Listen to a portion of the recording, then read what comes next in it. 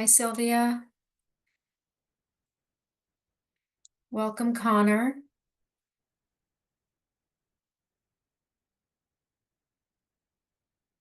We're going to wait. Hi, Connor. We're going to wait one more minute and see if anybody else wants to join, and then we will get started.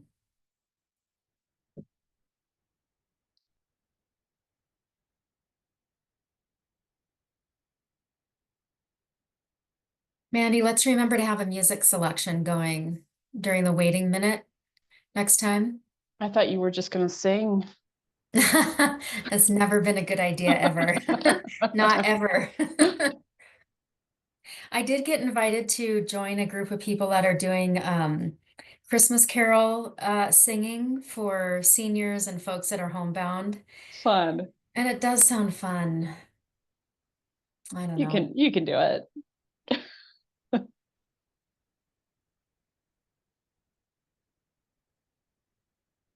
All right. I see 11:02 on one of my screens, so let's get going. Welcome, everybody. Looks like we have a small group, which is great. Completely fine. We'll post the recording of this on our website. The flow for today is to go through a few slides and share information. We'll do a quick tour of our website, and then we'll have time for answering questions. Oh, I see Anna Johnson is going to pop on as well. Hi, Anna. Welcome. We're just getting started. So let's see. It looks like we have a little bit of a variety amongst our attendees. Some folks that are pretty new to our organization and maybe grant making and grant seeking, and some who are well seasoned. So we'll do our best to address questions and throughout the webinar itself, but then leave time at the end to stump this chump. You can ask me any questions that come to mind. So I wanted to introduce a couple of my colleagues. Mandy Patriarch is the one running the slides today. She is our Director of Operations. She is the one that holds everything together and manages us, frankly, and keeps us going. Anne Martin is our Associate Director of Donor Relations. That means she does exactly what her title says. She manages relationships with our donor population, Yellowstone Club members. And I'm the program officer. My name is Tanya Andreasen, and I've been at the foundation a little bit more than a year, but Bozeman and this area, well, the better part of my life, but certainly in the past 10 years. So I wanted to make a quick note that we're hiring a second program officer. His name is Ryan Rodriguez, and he will start later in November. So he will be part of the team managing grantee partnerships that result from this funding cycle. So I just wanted to give him a little shout out. Let's see, let's move on to the next slide. Yep, technical notes. So if anybody's having trouble, there's a couple of numbers there that you can use. Submit your questions anytime via the chat and or hold them until the end, and we'll definitely make time to answer those. And of course, we are recording this, and we'll show you on the website where the recording is available in case your colleagues, any of your colleagues want to watch it, or you yourself want to rewatch it. Next slide.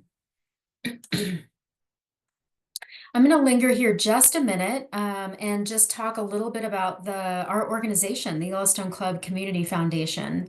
I'm going to look over here at my other screen's notes, so forgive me for a second while I do some reading. I just want to make sure I get some dates and details right. But basically, historically, in 2008, the Yellowstone Club itself filed for bankruptcy and was purchased by Cross Harbor Capital in 2009. In early 2010, in response to the Great Recession, the Yellowstone Club members put together an informal program called Big Sky Lift, meant to serve folks who are living and working here in Big Sky with gift cards, basic needs, to address basic needs like food and gas, etc. So as a result of that, and 14 years ago, that program evolved into a more formal foundation, which is the origins of the Yellowstone Club Community Foundation. So our organization serves as the philanthropic arm of the Yellowstone Club membership. In order to be very impactful with their giving and maintain their privacy, they have decided to kind of streamline their giving through a foundation entity. And so that is the role of YCCF. The Yellowstone Club is the only private membership ski resort in the country. And as such, the foundation is a bridge to allow our members to give philanthropically to the community. YCCF is solely supported by Yellowstone Club members. That means Anne's work with donors doesn't happen in Big Sky or regionally, but only within the Yellowstone Club membership. And let's see, so members of our team both work to fundraise, and to do grant making and other forms of giving. The next slide is about our vision and mission. So since 2010, our organization has invested more than $32 million in nonprofits and local government agencies, such as libraries and schools throughout the greater Big Sky region. Next slide, please. We walk the talk of our mission work in 3 different areas through philanthropy, volunteerism, and capacity building. Today, we're focused on grant making. Next slide. So our grant guidelines are listed on our website. Again, we'll stop there at the end of our slides, but you can kind of see this is our general guideline that we give within the greater Big Sky region. And that means all of Gallatin County. And it also means parts of Madison County where our workforce might reside, such as Ennis. Next slide. So we give across 5 impact areas. You'll notice that in the application link that you were sent yesterday, that you're going to be asked to select one of those impact areas. We definitely understand that your work or your project might stretch across one or more of those impact areas, but we ask you to select the one that best fits your project. So let's see. We threw this slide in just to kind of talk about the why behind some of the changes that we've made to our grant making. So there are some trends in the broader philanthropic community, that means nationally and internationally, around making philanthropic giving more accessible, to provide more clarity to applicants about when their project might fit a funding organization's priorities and when it doesn't. So we've tried to put a real good listening ear out there and do some learning around what's happening in the philanthropic community and start to bring some of those practices to our organization. We've also spent quite a bit of time doing evaluation with our partners, either through surveys or listening sessions, and casual conversation. And we've done some internal evaluation amongst staff and board members to make sure that we're doing the best job that we can with the resources that we have to invest. We also hear from folks out there, you all, who are most adjacent to the needs of our community, that there are big changes afoot. Population increase, cost of living increase, challenges in fundraising. And so again, we are trying to be nimble and evolve our processes for grant making and giving to be reflective of those needs and some of those best practices. Next slide. So here's just a real easy depiction of our grant making structure, cadence, process, grant types, and decision making. All of these things are on our website in a little bit more detail, but for this year, you'll note that we had 2 cycles, one in the spring, and then here we are in the fall. We've moved, this is probably the biggest change, we've moved to hybrid giving, and that is because we had many times the number of requests that we could fund and many times the dollar amount in requests that we could fund. And we felt that moving to an invitation only process would serve not only our applicants well, but our own resources and capacity. So we have by invitation only, a direct invitation, our grant cycle, and accompanied by an open letter of interest process.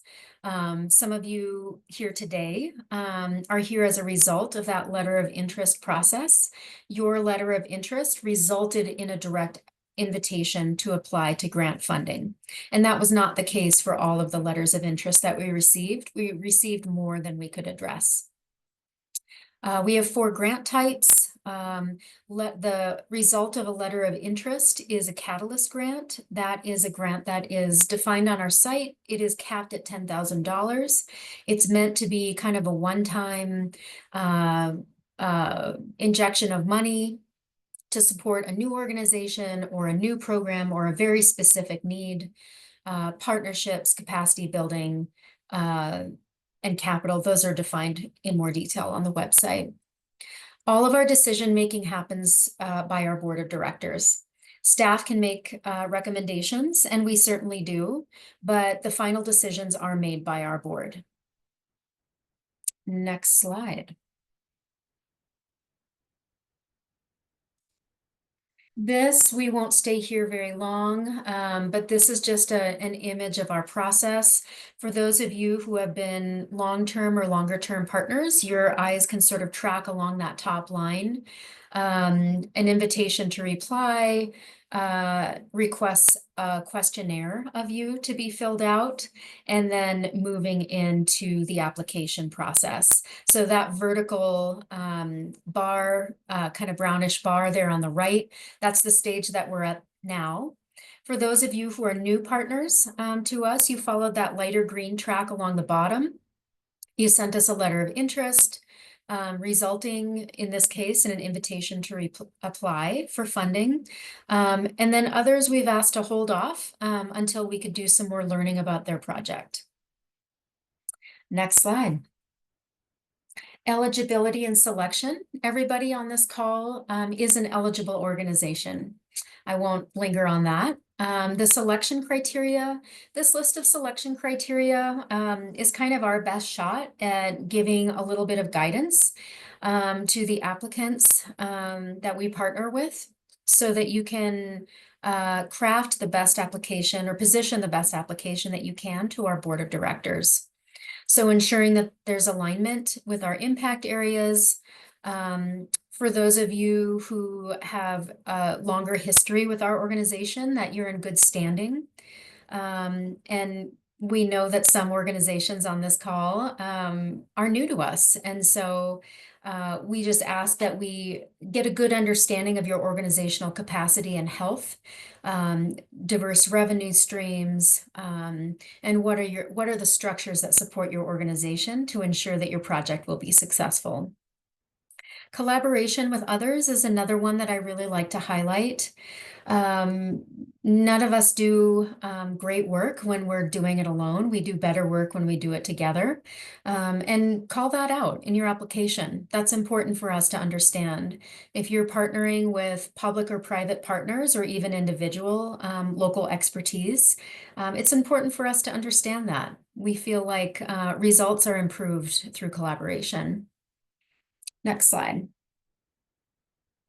Key dates, again, we're pretty far along in this dates list, but I just wanted to say that November 4 is a hard deadline for us.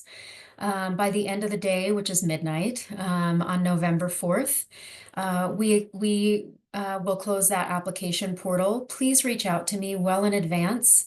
I'm a pretty approachable person and welcome your questions, and would love to take emails and phone calls from you well in advance of that November 4 deadline. December, no specific date, but December is when you can expect award decisions and allocations to reach you.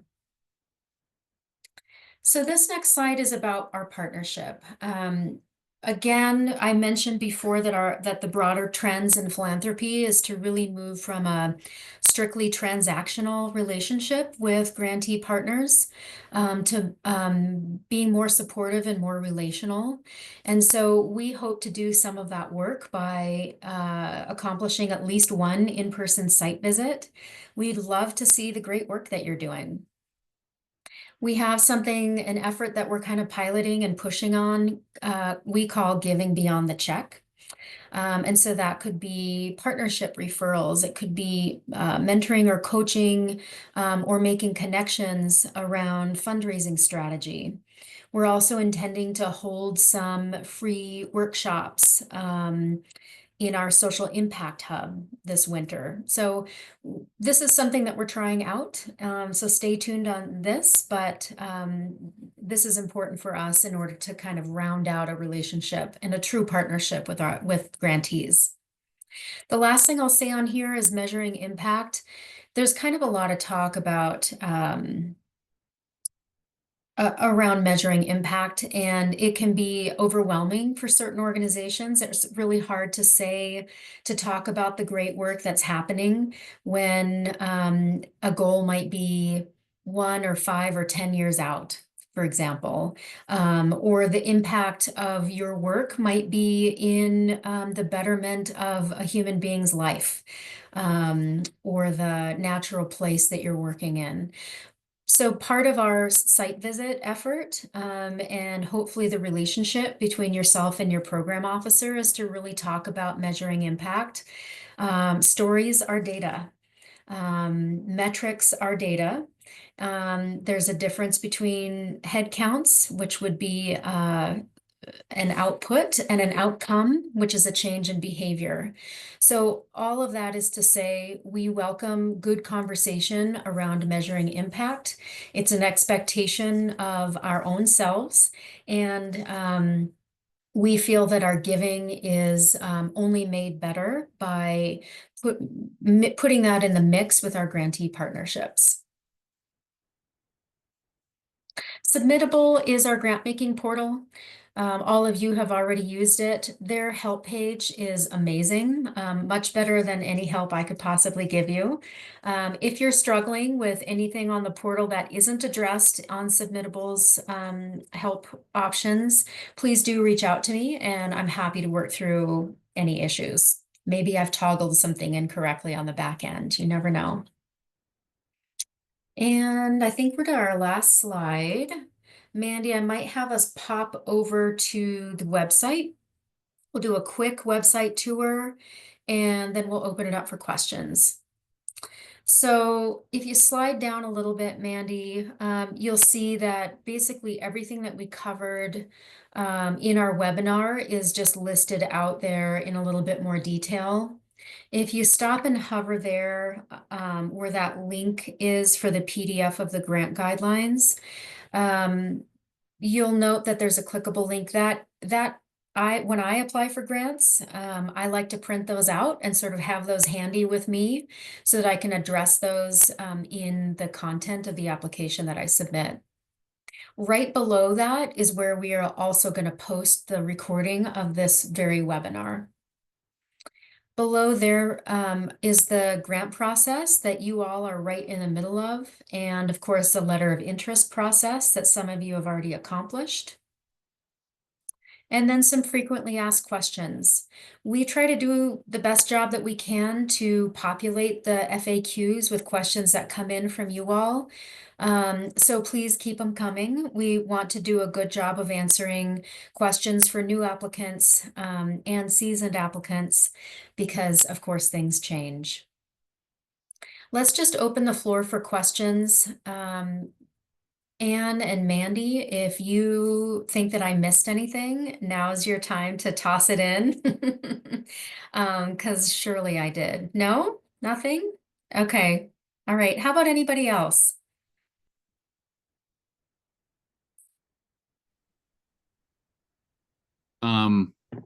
I don't have any questions because I mean, honestly, you like looking on the webpage, you have put so much information in there. I just want to say thanks for the frequently asked questions and all those things. I almost feel like if I have a question, I just need to dig a little deeper. So thank you. Great. Thanks, Mark. Appreciate that. Any other questions that I can answer? I'll throw that one out, Tanya, which you kind of covered, but what happens if an organization works in multiple impact areas that we grant to? How do they decide which one to tailor to in their grant application? Yeah, honestly, you're welcome to reach out to me if you have questions about that specifically. We can talk through it and I can try to help you land on a decision. And it's kind of up to you. Please just do your best to try to, um, you know, make the selection that does the best job of describing the work that you're trying to do. And if you have questions, definitely reach out. Hi, RJ. One thing that occurs to me, I can't remember if I said this, so I want to make sure.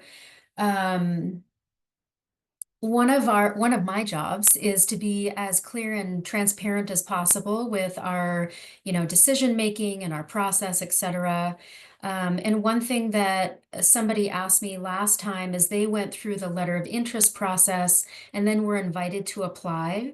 And in the end, their application was not awarded. And so that was kind of tough for them because they had made some assumptions around receiving an invitation meant that they would get an award, a grant award, and that wasn't the case once the board got down to their decision making. So I just wanted to be completely upfront about that this is still a competitive application process. It's significantly narrowed because we have moved to an invitation process. I think that when I first came on, I read 72 applications in one tranche or set. And, that's just far outweighs our budget and our capacity. So I just wanted to be honest about that and make that clear. All right. Seeing no other questions, I wish all of you a fantastic day. The weather couldn't be any better. And please do reach out to me. Be psyched to hear from any of you. Thanks, Tanya. Yeah, thank you. See you, Sylvia. Bye.